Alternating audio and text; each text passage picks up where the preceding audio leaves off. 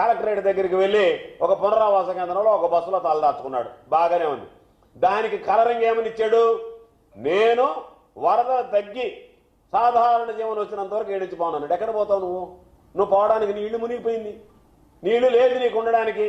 మరి దానికి కలరింగ్ ఏంటంటే అయ్యా నా ఇల్లు మునిగిపోయింది కాబట్టి నేను పునరావాస కేంద్రానికి వచ్చానని చెప్పుకోలేక దానికి ఏదో గొప్పగా నేను నా ఇంటికే పోను ఇక్కడే ఉంటానంటే ఆడుండక ఏడుంటాం, ఎక్కడికి పోతావు, ఏం చేయగలవు? నీ ఇల్లు మునిగిపోయింది. ఈరోజు ఒక్క విషయం గుర్తుంచుకోవాలి, చంద్రబాబు కానీ వీళ్ళందరూ పాల్గొన ఉన్నటువంటి తెలంగాణలో హైడ్రా ఈరోజు ఒక్కొక్కటి కూర్చుంటే ఆహా బ్రహ్మాండంగా నిష్పక్షపాతంగా చేస్తున్నారని చెప్పారు. హైడ్రా కన్నా ముందు ఆంధ్ర రాష్ట్రంలో జగన్మోహన్ రెడ్డి గారు ప్రారంభించాడు. జగన్మోహన్ రెడ్డి గారు ఏం చెప్పాడు?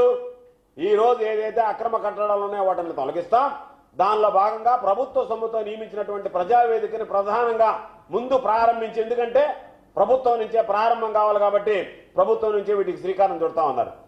పొరుగున రేవంత్ రెడ్డి హైడ్రాకి సంబంధించి ఈరోజు ఎన్కన్వెన్షన్ కొట్టినా ఇంకొకటి కొట్టినా బ్రహ్మాండంగా ఈరోజు ఆ మీడియా చూపిస్తుంది. అదే మీడియా ఏ మీడియా అయితే ఈరోజు హైడ్రాని ప్రశంసిస్తుందో, బఫర్ జోన్లో కానీ ఎఫ్టీఓల్లో కానీ ఎక్కడ కట్టడాలు ఉండకూడదన్నాయో, ఇక్కడికి వచ్చేటప్పటికి ప్రజావేదిక కూల్చగానే చంద్రబాబు నాయుడు ఇల్లు ఎక్కడ కూల్చేస్తారని చెప్పి మీరందరూ కూడా కక్ష సాధింపులకు పాల్పడుతున్నారు. ఇది విధ్వంసమైనటువంటి పాలన అని చెప్పి అంటే ద్వంద్వ పరిణామాలు.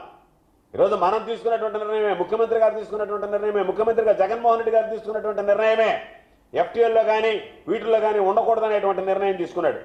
దానికి సంబంధించి ఈరోజు అడుగుతున్నాం ప్రతిపక్ష బాధ్యత. దానికి సంబంధించి ముఖ్యమంత్రి ఉప ముఖ్యమంత్రి ఏం చెప్తున్నారు? మీరు కూర్చొని మాట్లాడడం కాదు, మీరు రండి తెలుస్తుంది అంటున్నారు.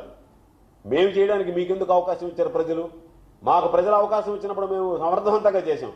మీలాగా ఈ విధంగా గలీజు పనులు చేయలేదు, ఈ విధంగా జనాల ప్రాణాలు పోగొట్టలేదు. మేము ఉన్నప్పుడు బాధ్యతాయుతంగా వ్యవహరించాం. కరోనా కష్టకాలంలో ప్రజలకు అండగా నిలిచాం. మీలాగా ప్రజల ప్రాణాలను పణంగా పెట్టేటువంటి పరిపాలన అందించలేదు.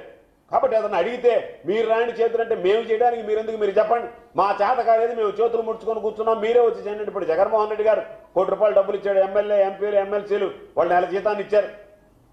ఉధృతంగా వైఎస్ఆర్ కాంగ్రెస్ పార్టీ శ్రేణులు ప్రజల్లోకి వెళ్ళే నేను అడుగుతున్నా, పైన తిరిగినటువంటి చంద్రబాబు జగన్మోహన్ రెడ్డి గారు క్షేత్రస్థాయిలో నడువులోతు నీడలో దిగిందాకా చంద్రబాబు నాయుడు ప్యాంటు తడిచిందా?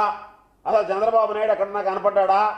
చంద్రబాబు నాయుడు బోటు మీద జాకెట్ వేసుకుని, లైఫ్ జాకెట్ ఒకటి వేసుకొని చేతులు ఊపుతా పోవడం తప్ప జనాలు ఎవరు లేని దగ్గర చంద్రబాబు నాయుడు జనంలోకి ఎప్పుడు పోయాడు? జగన్మోహన్ రెడ్డి గారు పోయిన తర్వాతనే పోయాడు. కాబట్టి మీ రియల్ టైం గవర్నెన్స్ ఏమైంది? మీ అనుభవాలు ఏమైనాయి? అసలు అత్యవసర సేవల విషయంలో ప్రోటోకాల్స్ ఎక్కడన్నా పాటించారా? ఒక మంత్రి మీద ఒక మంత్రి చెప్పుకుంటున్నాడు. ఆ మంత్రి వైఫల్యం అన్నాడు. చూపించడానికేమో ఆ రోజు మేము పెట్టినటువంటి వాహనాల రేషన్ సరుకులకు సంబంధించి బ్రహ్మాండంగా విజువల్ షాట్ చూపించారు. అవి క్షేత్రస్థాయిలో అందడం లేదు. అక్కడ వైఫల్యం చెందింది. వాళ్ళకి సంబంధించినటువంటి నిత్యావసర సరుకులు కానీ భోజనాలు ఇవ్వడంలో పూర్తి స్థాయిలో వైఫల్యం చెందారు. అదేవిధంగా ఈరోజు వ్యవసాయానికి సంబంధించి, ఉద్యానవన పంటలకు సంబంధించి లక్షల ఎకరాల నీట మురిగాయి. ఈరోజు దానికి సంబంధించినటువంటి ఇన్పుట్ సబ్సిడీ విషయంలో రైతులను ఉదారంగా ఆదుకోవాల్సినటువంటి అవసరం ఉంది. ముఖ్యమంత్రిగా జగన్మోహన్ రెడ్డి గారు ఉన్నప్పుడు ఇన్పుట్ సబ్సిడీ ఏదైతే ఉందో, ఏ సీజన్లో నష్టం జరిగితే ఆ సీజన్ ముగిసే లోపలనే ఇన్పుట్ సబ్సిడీ అందించడం జరిగింది.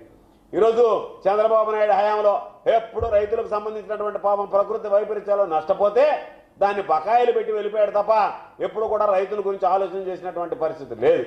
నష్టపోయినటువంటి రైతాంగాన్ని ఉద్యానవన పంటలు కావచ్చు, వ్యవసాయ పంటలు కావచ్చు, వరి కావచ్చు, వీటికి సంబంధించి నష్టపోయినటువంటి రైతాంగాన్ని ఈరోజు ఆదుకోవాల్సినటువంటి పని ఉంది. ఎందుకంటే ఇప్పటికే రైతులను మోసం చేశాడు చంద్రబాబు నాయుడు గారు. ఏ విధంగా అంటే ఈరోజు అన్నదాత సుఖీ భవ అన్నాడు, రైతు భరోసాకు పేరు మార్చాడు. పేరు మార్చడం తప్ప పథకం అమలు